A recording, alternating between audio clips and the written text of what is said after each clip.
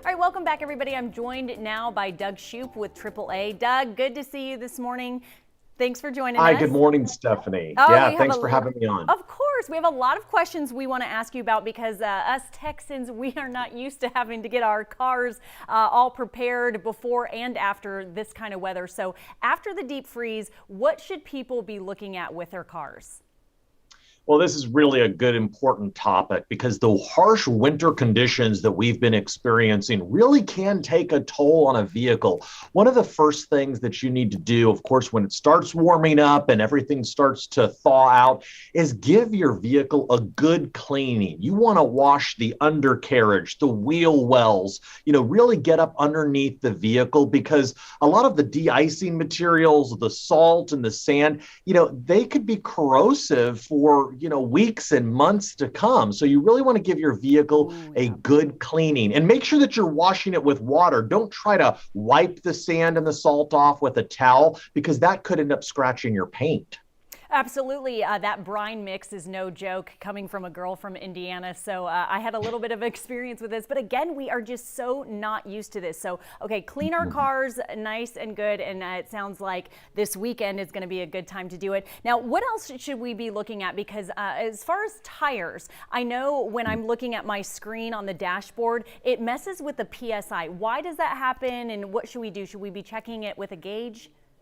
Yeah, you need to really check your tire to make sure that it's properly inflated according to the vehicle manufacturer recommendations. Tires are among our most crucial components in our vehicle because they keep us well grounded on the streets and keep that traction for the roadways. You want to check your tire tread and your tire pressure. The tire tread can be checked simply with a quarter.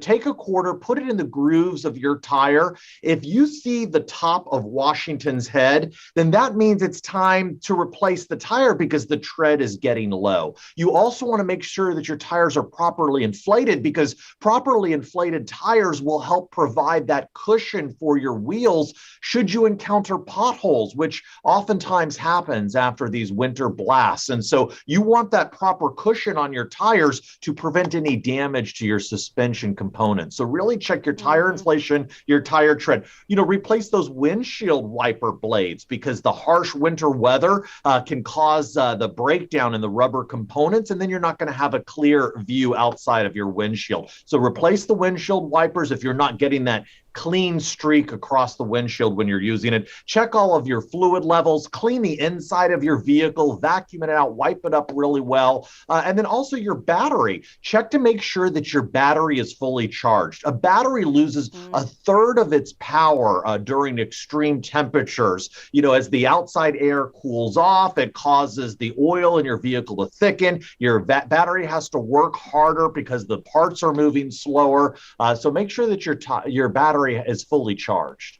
Those are really good tips, and I really especially liked what you said about the tires because I think maybe people in the Midwest, up north, and on the East Coast, they're used to changing their tires more often because they deal with this kind of weather. But here in Texas, we kind of sneak around because tires are so expensive, especially if you have to get a whole set of 4 or 5 with the safety tire and back. So we kind of go as long as we can, and that could turn into an ice skating rink if you hit the roads with bad weather.